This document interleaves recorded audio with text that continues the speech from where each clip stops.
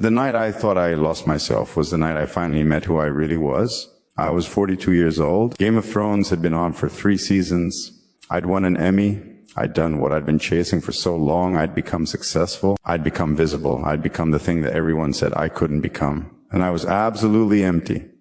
Not depressed, exactly. Not in crisis, exactly. Just hollowed out. Like someone had reached inside me and removed the parts that were supposed to feel things. I was going through the motions of a life that looked from the outside like it was finally working. But on the inside, I was suffocating. I remember the exact moment I realized it. I was at an event, some industry thing. I was standing in a room full of people who wanted to be near me, who wanted to talk to me, who wanted to touch me or shake my hand or get a photo. And I was completely alone, surrounded by people and completely, utterly alone. And I felt this wave of panic rise up in my chest, not because I was scared of them, but because I realized I had no idea who me was anymore. I'd spent so many years becoming the thing everyone said I should become that I'd completely misplaced the person underneath. I excused myself. I found a quiet corner. I was breathing like I was drowning, and I thought about leaving, not the event, everything. I thought about how easy it would be to just step out of this life, to take a break from Peter Dinklage, the celebrity, from Peter Dinklage, the actor, from Peter Dinklage, the symbol of something, and just stop, just be still. Just see what happened if I stopped performing. That night I went home to the house I'd bought, to the wife I loved, to the life I'd worked so hard to build. And I told her I needed to be alone for a while, not to leave, just to be alone. And she understood. She's always understood better than I do. I went to a room in the back of the house. I sat down. I closed the door, and I did something I hadn't done in so long. I'd almost forgotten how I sat in silence.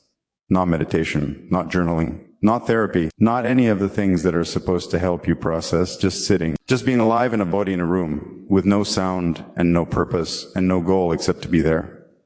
And it was terrifying because the moment I stopped moving, the moment I stopped generating, the moment I stopped performing, I came face to face with the fact that I had built an entire life on a foundation of fear. Every choice I'd made, from the auditions I pursued to the ones I avoided, from the parts I took to the parts I rejected, from the people I pushed away to the people I clung to, all of it had been rooted in a single unexamined belief that I had to earn my right to exist, that my existence was conditional, that at any moment someone could revoke my permission to be alive. I sat there and I cried. But it wasn't the kind of crying where you're processing sadness. It was the kind where your body is finally releasing something it's been holding for decades. It was the cry of someone who'd been running for so long they'd forgotten what it felt like to be still. And then something shifted.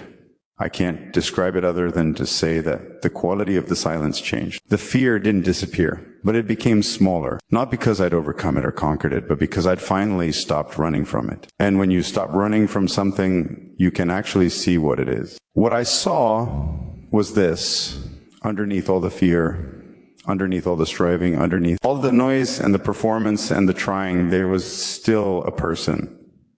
A real person, not the person I'd built, but the person I'd always been. The person who loved stories. The person who was moved by beauty. The person who could sit in silence and feel the aliveness of his own breathing. The person who didn't need to be anyone special, who was already enough just being alive. There's a concept in Zen Buddhism called Buddha nature.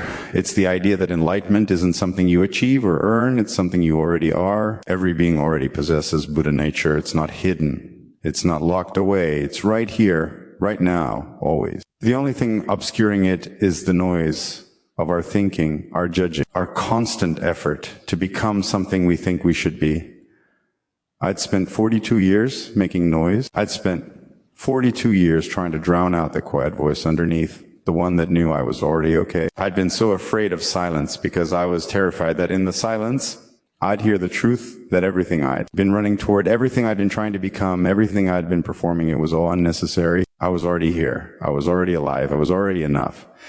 And that terrified me because if I was already enough, then what? Then why was I running? Then what was the point of all this striving? That's the question I sat with for hours, maybe all night. I don't actually remember. Time felt different.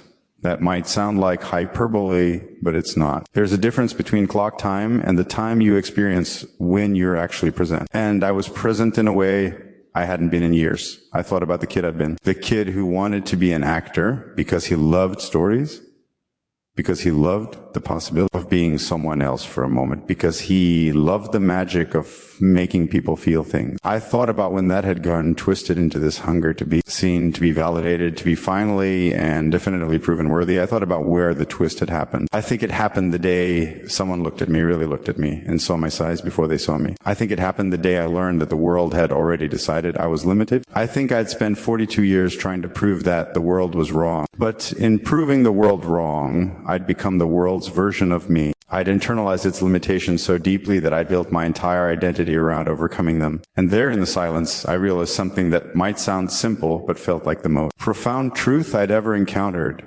The world's opinion of me was none of my business.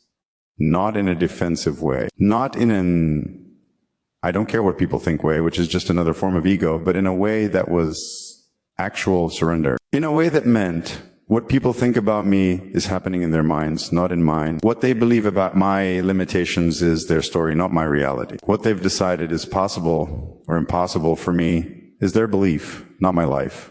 I could finally let that go. There's a poet named Rumi who wrote about a guest house. He says that human experience is like a guest house. Every emotion is a guest that comes to your door. You're supposed to welcome them all the joy and the sorrow, the pain and the pleasure, because they're all part of being alive. He writes, the dark thought, the shame, the malice, meet them at the door laughing and invite them in. I'd been meeting my guests at the door with a sword. I'd been saying, you're not welcome here, you're not allowed. Your weakness and vulnerability and unacceptable. And in doing that, I'd turned my body into a battleground. I'd turned my life into a constant war against the parts of myself I decided weren't okay. Sitting in that silence, I finally began to let the guests in. I let the shame come in. I let the fear sit down. I let the doubt have a cup of tea. And in welcoming them, instead of fighting them, they became less powerful. They became information instead of enemies. They became part of the fabric instead of something tearing the fabric apart. I don't know how long I sat there. My wife checked on me once, and I asked her not to, not because I didn't want her, but because I needed to be completely alone for the first time in my adult life, not isolated. Alone. There's a difference. Isolation is painful. Aloneness is sacred. When I finally came out of that room, something was different. I can't point to a specific thing. I looked the same. I sounded the same. I had the same face, the same body, the same life. But something inside had shifted. It was like I'd been holding my breath for 42 years, and I'd finally exhaled. I didn't become a different person. I became more myself. I became the person who could actually enjoy the success instead of constantly trying to earn it. I became the person who could be with people without constantly assessing whether they saw my worth. I became the person who could sit with my wife without worrying about whether I was enough for her. I became the person who could do my job without needing it to save me. And here's the strange thing, the work got better, not because I started trying harder, because I stopped trying so hard. I started listening to scene partners instead of performing for them. I started being present in moments instead of thinking about how those moments would be received. I started acting like someone who already believed he deserved to be there. I read something that Audre Lorde wrote. She said, in order to perpetuate itself, every oppression must corrupt or distort those various sources of power within the culture of the oppressed that provide for genuine change. She was writing about systemic oppression, but I realized that I'd internalized it. I'd corrupted my own inner power. I distorted my own voice. I'd oppressed myself so thoroughly that I'd turned my own consciousness against me. The way out wasn't to try harder to overcome the oppression. It was to stop oppressing myself. It was to stop corrupting my own power. It was to listen to the voice underneath the voice that knew the truth. That's what the silence did. Let me hear that voice again. I'm 56 years old now. That night in the room, that's almost 15 years ago, and I think about it often. Not because it fixed everything, but because it changed the direction. It changed from trying to become something to already being something. It changed from seeking to receiving. It changed from earning to being. I don't meditate formally. I'm not the kind of person who sits in perfect stillness or practices enlightenment like a discipline. But I do sit in silence, and in that silence I remember. I remember that underneath everything, underneath the fear, underneath the doing, underneath the performing, underneath the constant effort, there's still a person here. A person who's alive, a person who's breathing, a person who's already okay. That person hasn't changed. That person has always been here. The only thing that changed was my willingness to see it.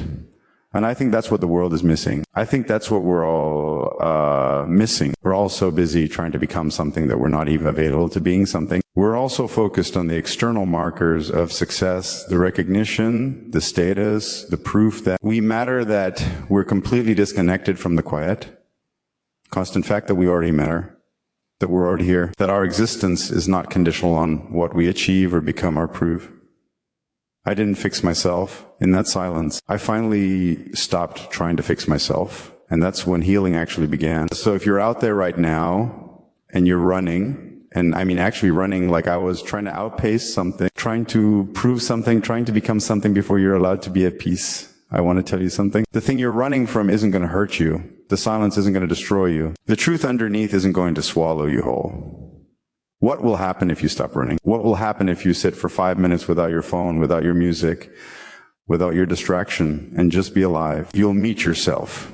You'll finally meet the person underneath all the noise. And that person is who you've been looking for. That person is the one you've been trying to become. That person is already there, already whole, already alive. You don't have to earn that. You don't have to prove it. You don't have to become worthy of it. You just have to stop long enough to see it.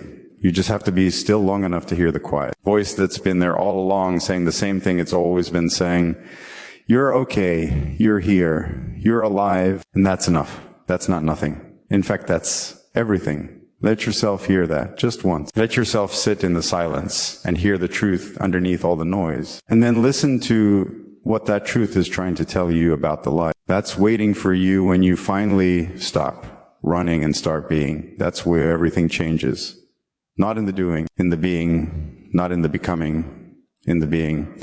Stop running, sit still, listen, you're already there.